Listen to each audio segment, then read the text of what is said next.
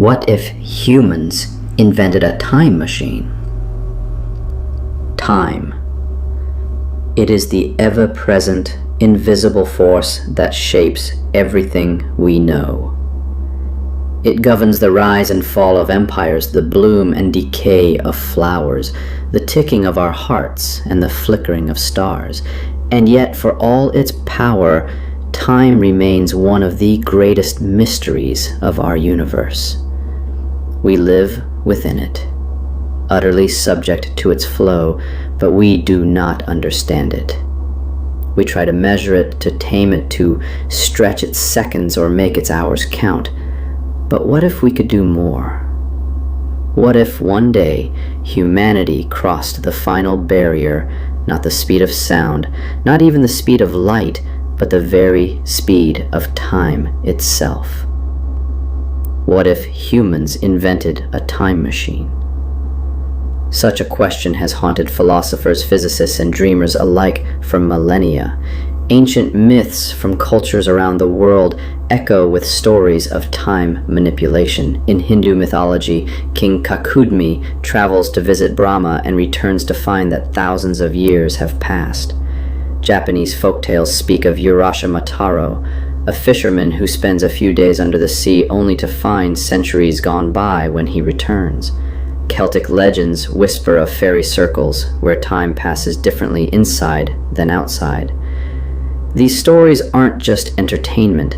They reflect a deep primal curiosity about whether the arrow of time can be bent, broken, or bypassed. Then came science. In the early 20th century, Albert Einstein rewrote our understanding of the universe. His theory of relativity showed us that time is not fixed. It is not universal. It bends with gravity. It stretches with speed. If you sit near a black hole, time moves slower for you than for someone far away. If you fly at near light speed, decades may pass for others while only hours pass for you. These aren't just thought experiments. These effects have been measured. Astronauts age ever so slightly less than those of us on Earth. GPS satellites must constantly adjust for the time difference created by their motion and altitude, or your phone's location would drift by kilometers every day. Einstein's theories hinted that time and space are interwoven, a single fabric we now call space-time. And like fabric, it can be twisted. It can be folded, and if you could find the right kind of twist, the right kind of loop, then time, just maybe, could become a two-way street. Over the decades, this idea has fascinated scientists. Could you build a device, a machine, not to measure time, but to navigate it? Theoretical constructs emerged. The Tipler cylinder, a massive, infinitely long rotating object that could, in theory, twist space-time into closed time-like curves. The traversable wormhole, a tunnel through space-time held open by negative energy, a kind of exotic matter not yet found in nature. The Alcubierre drive, a bubble of space that contracts in front and expands behind, letting a craft ride through space-time without moving through it. Each theory came with equations, with simulations, and with impossible energy requirements. Yet none were fully ruled out. In physics, time travel wasn't forbidden. It was improbable, but possible. This thin sliver of possibility was enough. It became a crack that storytellers, scientists, and con artists squeezed through. In fiction, time travel became a playground. From H.G. Wells's The Time Machine to Doctor Who, from Back to the Future to Interstellar, from Tenet to anime epics, pop culture reveled in the paradoxes and possibilities of time travel. But for some, it wasn't just fiction. In the early 2000s, internet message boards were flooded by a man calling himself John Titor.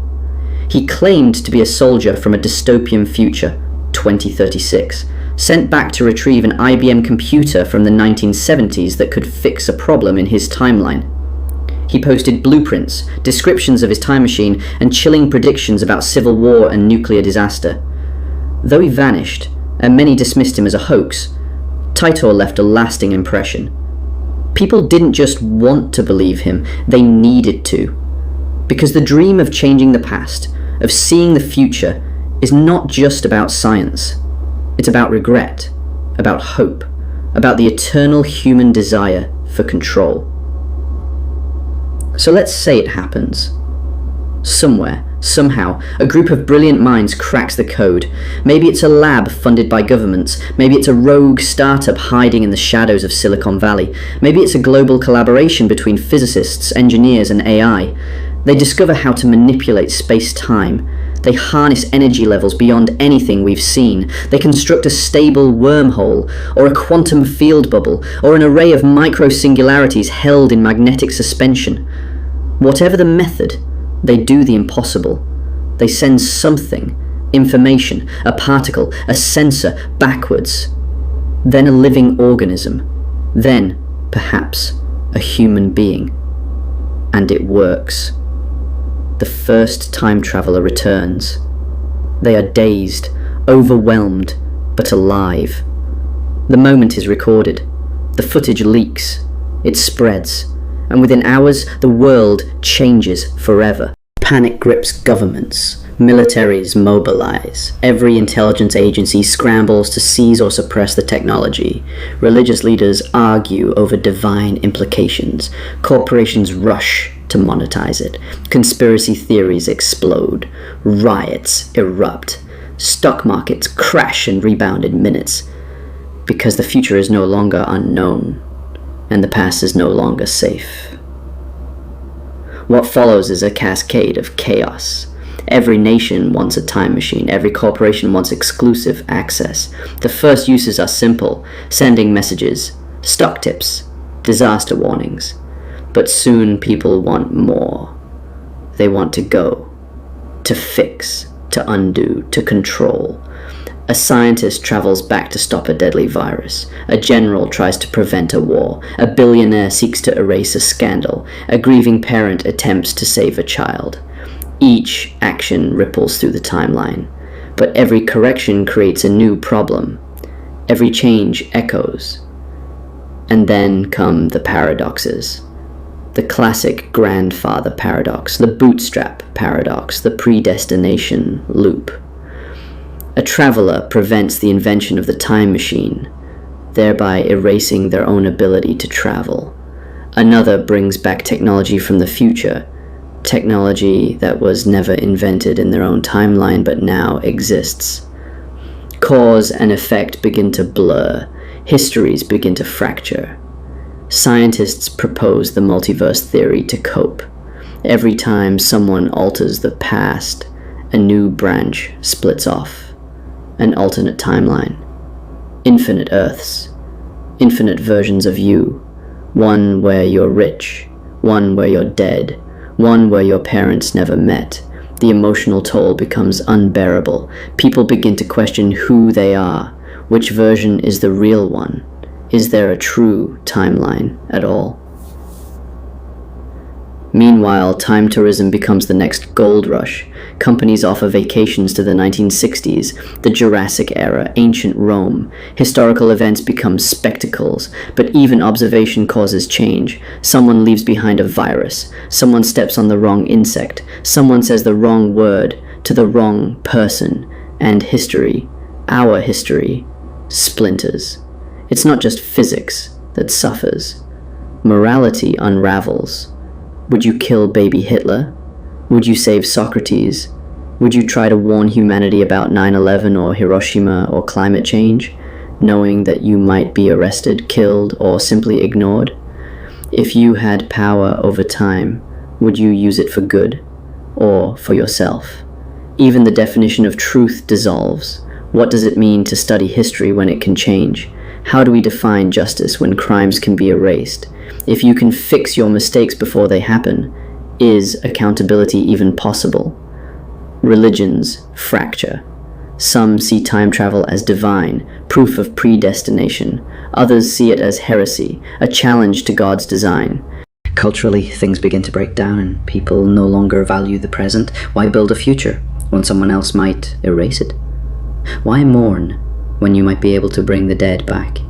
Why learn from mistakes when you can undo them? Society enters a kind of spiritual paralysis.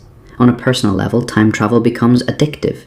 People relive their best moments over and over. Others obsessively try to fix their past, never accepting the present. Some retreat to idealized futures, abandoning their families, their responsibilities, their identities. The time machine becomes not just a device, but a drug. And then comes the mistake. A miscalculation, a paradox too big, a collapse in space-time, a feedback loop, a time quake. Maybe it's caused by too many travelers in one era. Maybe someone loops endlessly, trapping the universe in a time prison. Maybe the energy required grows exponentially, tearing a hole in reality itself. And everything starts to unravel. But just before that final collapse, maybe we pause. Maybe we realize that the fantasy of time travel is not about escaping time. It's about understanding it, honoring it, accepting it. Maybe the greatest lesson of the time machine is not in using it, but in choosing not to.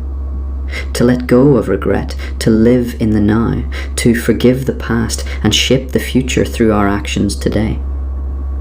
Because time, for all its mystery, gives us something priceless. Meaning. The fact that moments pass, that we cannot get them back, makes them matter, makes them sacred. Perhaps we never invent a time machine, perhaps we never will, but in dreaming of it, in reaching for it, we glimpse what truly matters. Not the ability to change time, but to cherish it. Because time is not just a river, it is not a trap, it is not a machine.